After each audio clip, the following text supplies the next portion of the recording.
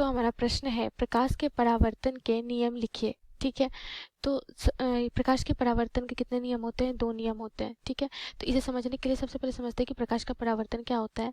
तो जब प्रकाश किसी अपारदर्शी सतह पे पड़ता है तो वो क्या होती है, जैसे यहाँ पे एक आपतित प्रकाश है, यहाँ पे ये अपारदर्शी वस्तु से टकरा करके पुनः क्या होती है, उसी माध्यम में लौट जाती है। ठीक है, तो प्रकाश की जो ये उसी माध्यम में जो लौटने की घटना होती है, टकरा करके जो लौटने की घटना होती है, यही क्या कहलाता है? प्रकाश का परावर्तन कहलाता है। ठीक है, तो यहाँ पे अगर हम देखें तो ये हमारा क्या है, ये आपतित प्रकाश होता है, जो प्रकाश आ रही होती है सतह पे, आपतित प्रकाश।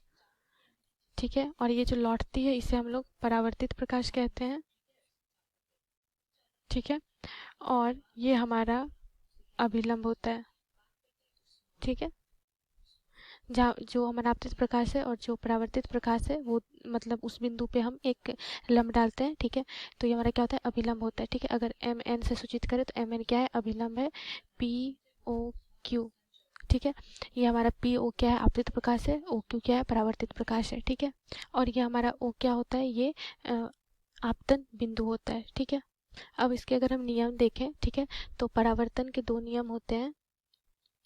परावर्तन के 2 नियम है। ठीक है, पहला नियम अगर हम देखें, ठीक है, तो पहला नियम कहता है कि जो हमारा ये जो हमारा आपतित प्रकाश है, ठीक है, आपतित प्रकाश और अभिलंब के बीच का कोण क्या होता है? इसे हम लोग आपतन कोण कहते हैं, जिसे आई से सूचित करते हैं। ठीक है, और परावर्तित प्रकाश और अभिलंब के बीच का जो कोण होता है वो आर होता है, जिसे हम लोग परावर्तन कोण कहते हैं। ठीक है, तो यहाँ से अगर हम देखें तो पहला नियम कहता है कि जो हमारा आपतन कोण होता है, ठीक है, वो परावर्तन कोण के बराबर होता है, अर्थात कोण आई बराबर क्या होता है? कोण आर। ये पहला नियम होता है। ठीक है, अब दूसरा नियम अगर हम देखें तो दूसरा नियम क्या कहता है कि जो हमारा आपतित किरण होता है, मतलब आपतित प्रकाश, जो आपतित किरण होता है और जो परावर्तित किरण होता है और अभिलंब, तीनों एक ही तल में होते हैं। ठीक है, आपतित किरण, आपतित प्रकाश की किरण, ठीक है, आपतित किरण, परावर्तित किरण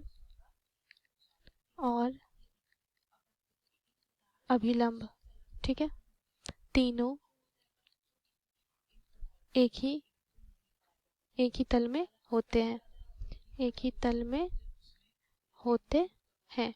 ये हमारा क्या है? दूसरा नियम। क्योंकि यहाँ पे हम सकते हैं कि जो हमारा ये आपतित किरण है, ठीक है, और ये जो परावर्तित किरण है और अभिलंब, ये तीनों एक ही तल में हैं। ठीक है, तो ये हमारा दूसरा नियम होता है। तो पहला नियम क्या होता है कि आपतन कोण परावर्तन कोण के बराबर होता है, और दूसरा आपतित किरण, परावर्तित किरण और अभिलंब तीनों एक ही तल में होते हैं। तो ये 2 परावर्तन के नियम है। धन्यवाद।